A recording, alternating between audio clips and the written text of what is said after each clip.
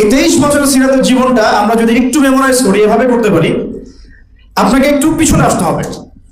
নবী করিম সাল্লাল্লাহু আলাইহি ওয়াসাল্লাম এমন একটা যুগে জন্মগ্রহণ করেছেন বা বেড়ে উঠেছেন, যে যুগটা অনেকটা আমাদের এই সো কল্ড, যে কি বলবো, সো কল্ড সভ্য এবং কালচার, সো কল্ড কালচার যে সোসাইটি আমরা বলি, অনেকটা এমন একটা গডলেস ওয়ার্ল্ড এখন যেভাবে ফাংশন করছে, ঠিক এরকম একটা পরিবেশে নবী সাল্লাল্লাহু আলাইহি ওয়াসাল্লাম জন্ম নিয়েছেন। আমি মিলাই দিচ্ছি, নবী সাল্লাল্লাহু আলাইহি ওয়াসাল্লাম যখন আইয়ামে জাহিলিয়াতে জন্ম নিয়েছেন, সেখানে বেড়ে উঠেছেন, ওই যুগের মধ্যে শিরকের ছড়াছড়ি ছিল। এখনকার বিশ্বের মধ্যে আছে কি নাই? আপনি আপনার ভিশনটাকে একটু বড় করেন, পরিবারের গণ্ডি, সমাজের গণ্ডি, রাষ্ট্র বাদ দিয়ে বিশ্বের দিকে তাকান, ওইভাবে চিন্তা করেন যে এখনকার বিশ্বের পলিটিক্স, ইকোনমিক্স, শিক্ষা, সংস্কৃতি, এগুলো শিরকের উপর দাঁড়িয়ে আছে কি নাই? এটা বোঝার জন্য আলাদা লেকচার দরকার, সেটা আপনারা অনলাইনে দেখে নেবেন। 1 2 নাম্বার, তৎকালীন আবু জেহেলের যুগটা ছিল সুদে পরিপূর্ণ। কিসে? অর্থনীতি মানে রিবা আর রিবা। এখনকার বিশ্বে কি আছে? রিবা আর রিবা। 3 নাম্বার, ওই সময়টা ছিল মাদকের যুগ। কিসের যুগ? এখনকার যুগটা কিসের যুগ? ইয়াং জেনারেশনের মূল প্রবলেম কি? মাদক। 4 নাম্বার, ওই যুগটা ছিল গোত্রীয় হানাহানির যুগ। কিসের যুগ? এখন গোত্রীয় হানাহানিকে ব্যাখ্যা করতে হবে? এটা ধর্মীয় হানাহানি এবং পলিটিক্যাল হানাহানিতেও রূপ নিয়েছে, আমরা বুঝতেই পারছি। আর 5 নম্বর, ওই যুগের মূল সমস্যা ছিল আরেকটা, সেটা হলো নারী জাতির অবমাননা। জিনা প্রচুর ছিল, মেয়েদের বেপরদামি বেশি ছিল, ব্যভিচার বেশি ছিল, জুয়া হতো, এগুলো ছিল কিনা? তাহলে এই যে আইয়ামে জাহিলিয়াতের যে মৌলিক সমস্যাগুলো, এই সমস্যাগুলো এখনকার বিশ্বে আছে না নাই?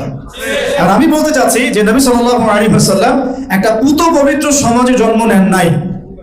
আপনারা কি আছেন আমার সাথে?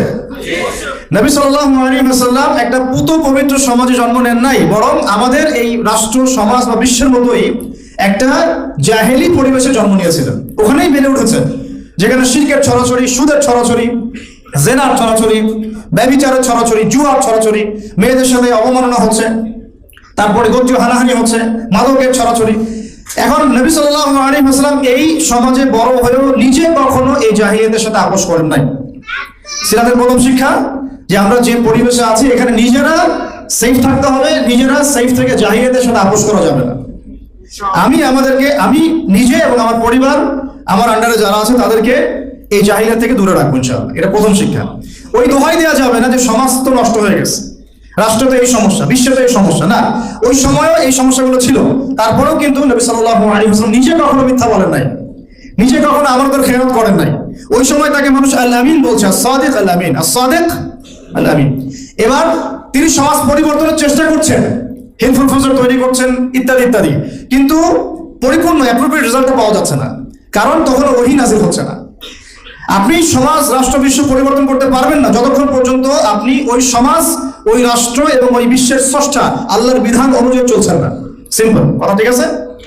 নিজের মন গড়ায় কোনো ফিলোসফি দিয়ে, বুদ্ধিভিত্তিক যে ফিলোসফিগুলো আমাদের, বা মানব রচিত বিধান দিয়ে, নিজের মন গড়া ফিলোসফি দিয়ে, দর্শন দিয়ে আপনি সমাজের সমস্যাগুলোকে সলভ করতে পারবেন না। কারণ সমাজের সৃষ্টিকর্তা যিনি, সেই আল্লাহ যখন দাসত্ব করা হবে এবং তার পক্ষ থেকে আরিত সেই হুদান, হেদায়াত বা ওহীর বিধানগুলো যখন বাস্তবায়ন করা হবে, সমাজ সুন্দর হয়ে যাবে ইনশাআল্লাহ। এটার ঘাটতি ছিল তখন নবী সাল্লাল্লাহু আলাইহি ওয়াসাল্লাম একাকিত্ব অবলম্বন করা শুরু করলেন। যেহেতু পারছেন না, তার ভালো লাগছে না পরিবেশ। আপনি যদি 5 ওয়াক্ত নামাজ পড়েন, মাত্র 5 ওয়াক্ত নামাজ, অন্য কোনো আমলও না করেন, আপনার গান শুনতে ভালো লাগবে না, ঠিক আছে কথা? আর নবী সাল্লাল্লাহু আলাইহি ওয়াসাল্লাম কোনোদিন কোনো পাপ করেনই নাই, তার সমাজের এত জাহিলিয়াত তার কাছে ভালো লাগবে কিভাবে? এই জন্য তিনি হেরা গুহায় যেতেন। আপনি বুঝতে পারছেন কথা? এই জন্য তিনি হেরা গুহায় গিয়ে থাকতেন, একাকিত্ব অবলম্বন করতেন। সমাজের জাহিলিয়াত তার ভালো লাগতো না। এক পর্যায়ে আল্লাহ রাব্বুল আলামিনের পক্ষ থেকে সেই কাঙ্ক্ষিত সময় চলে আসলো, রমাদানুল মুবারক, লাইলাতুল কদর, ওহী চলে আসলো জিবরাইল আলাইহিস সালামের মাধ্যমে। সূরা আলাক, ইকরা বিসমি রাব্বিকাল্লাযী খালাক, খালাকাল ইনসানা মিন আলাক, ইকরা ওয়া রাব্বুকাল আকরাম আল্লাযী আল্লামা বিল কলম, আল্লামাল ইনসানা মা লাম ইয়ালাম। দেখেন, প্রথম ওহীটা কি কেন্দ্রিক আসছে? পড়াশোনা কেন্দ্রিক।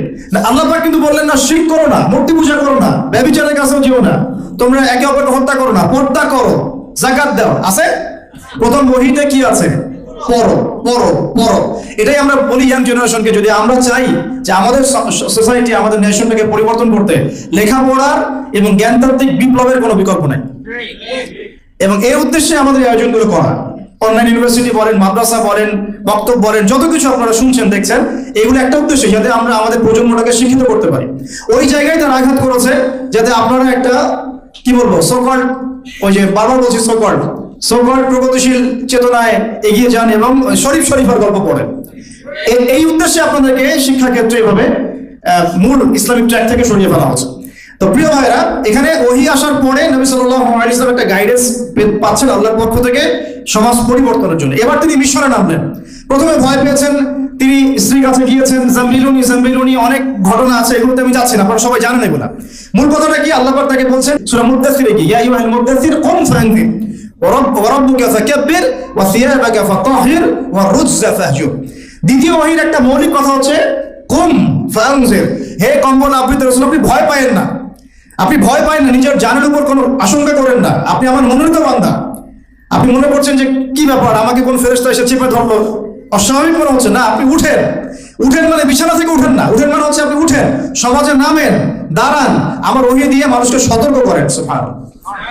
তিনি ছিলেন কায়না বাশীরান ওয়া নাযীরা, তিনি ছিলেন সুসংবাদদাতা এবং সতর্ককারী। তারপর রাহমাতুল লিল আলামিন, তিনি ছিলেন কি, পুরো বিশ্বের জন্য দয়া। এখন এই আদেশ আসা মাত্রই নবী সাল্লাল্লাহু আলাইহি ওয়াসাল্লাম উঠে দাঁড়ালেন, সমাজে নামলেন, নেমে দাওয়াতের মেহনত শুরু করলেন। খুব সংক্ষেপে বললে প্রথম 3 বছর তিনি গোপনে দাওয়াত দিয়েছেন। কত বছর? 3 বছর গোপনে দাওয়াত দিয়েছেন। আমাদের অনলাইন মাদ্রাসার বয়সই হয়নি 3 বছর, আর তিনি গোপনে ইন্ডিভিজুয়াল দাওয়াত দিয়েছেন মানুষকে 3 বছর, মানুষের ডোর টু ডোর গিয়ে। তখন প্রকাশ্যে বলেনি নাই যে লা ইলাহা ইল্লাল্লাহ মুহাম্মাদুর রাসূলুল্লাহ, এটা প্রকাশ্যে বলাই হয়নি।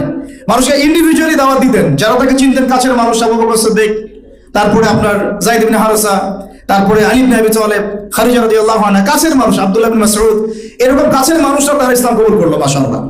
প্রথম 3 বছরের ওই সাহাবীরাই কিন্তু বদরে ছিলেন, তারাই কিন্তু উহুদে ছিলেন, তারাই কিন্তু পুরো জীবন নবী সাল্লাল্লাহু আলাইহি ওয়াসাল্লামের পাশে একেবারে ছায়ার মতো দাঁড়িয়েছিলেন। ঠিক আছে কথা? এবার 4র্থ বছর থেকে প্রকাশ্যে দাওয়াত শুরু হলো। কেন? কারণ এই সময় থেকে আল্লাহ রাব্বুল আলামিন যেমন আদেশ করলেন, ওয়ানজির আশিরাতাকাল আকরাবিন, তুমি তোমার নিকট আত্মীয়দেরকে প্রকাশ্যে দাওয়াত দাও এবং কাছে তোমার গোত্রদেরকে দাওয়াত দাও। তিনি সাফা পাহাড়ের পাদদেশে উঠলেন, সবাইকে দাওয়াত দিলেন। আবু লাহাব ভিল ছুড়ল, সূরা লাহাব নাযিল হলো, জানেন তো এগুলো আপনারা, ওইদিকে যাচ্ছি না। এখন কখন আরো প্রকাশ রূপ লাভ করলো, যখন ওমর আর হামজার মতো সাহাবীরা ইসলাম কবুল করলেন। সুবহানাল্লাহ। মানে আমরা যখন দাওয়াতের মুভমেন্ট করব বা একটা রেভলিউশনের চেষ্টা করব, তখন যখন শক্তিশালী মানুষদেরকে আমাদের পক্ষে আনার চেষ্টা করতে হবে, এবং সেটা দাওয়াতের মাধ্যমে। কিসের মাধ্যমে? এই জন্য আমরা বলি আমাদের দাওয়াত সর্বমহলে দিতে হবে।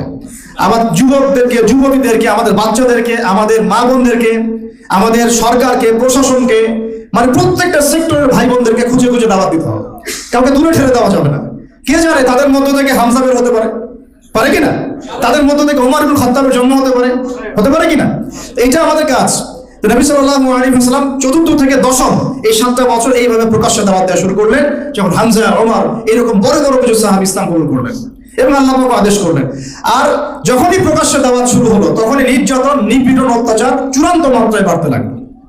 প্রথম 3 বছর কিন্তু এত নির্যাতন ছিল না, ছিল 4র্থ থেকে 10ম বছর পর্যন্ত আপনি যান, দেখবেন নির্যাতনের মাত্রা শেষ নাই।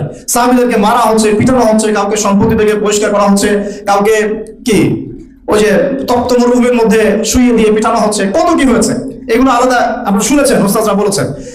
এখন এই 7 বছর কিন্তু নবী সাল্লাল্লাহু আলাইহি ওয়াসাল্লাম সাহাবীদেরকে বলেননি যে তোমরাও প্রতিবাদ করো, বলেছেন, বরং তিনি বলেছেন সাবরান ইয়া ইয়াসির ফাইন্নামা ওয়াইদাকুমুল জান্নাহ, তোমরা সবর করো, ধৈর্য ধরো, ইনশাআল্লাহ এর প্রতিদান হচ্ছে জান্নাত। কারণ ওই সময় প্রতিহত করার মতো শক্তি আমাদের ছিল না, বা ছিল না বললে আমি ঠিক কিছুটা ভুল করবো, আল্লাহ পাকের পক্ষ থেকে আদেশটা আসে না। ঠিক আছে? ওই সময় কিন্তু হামজা রাদিয়াল্লাহু আনহু বলছিলেন যে ইয়া রাসূলুল্লাহ আর কত, আপনি বললে আমরা এখন প্রতিবাদ করি। হ্যাঁ, একদিন একজন সাহাবী এসে বলছেন ইয়া রাসূলুল্লাহ আর কত সহ্য করবো, আপনি বদদুয়া করেন ওদের প্রতি। নবী সাল্লাল্লাহু আলাইহি ওয়াসাল্লাম বলছেন না, একদিন দেখবে আমার এই দিন মাশরিক আর মাগরিবে পৌঁছে যাবে, ওই সুদূর হীরা নগরী থেকে একজন আসবে, এসে তাওয়াফ করে যাবে, হজ করে যাবে, কেউ তার কোনো ক্ষতি করবে না, আল্লাহকে ছাড়া সে কাউকে ভয় করবে না। ওয়ালাকিন্নাকুম তাস্তাজিলুন, কিন্তু তোমরা খুব তাড়াহুড়া করছো। কি করছো? এই ভুলটা আমরা করছি বাংলাদেশের মানুষ। আমরা দিন প্রতিষ্ঠার ক্ষেত্রে এই ভুলটা করছি, আমরা খুবই তাড়াহুড়া করছি।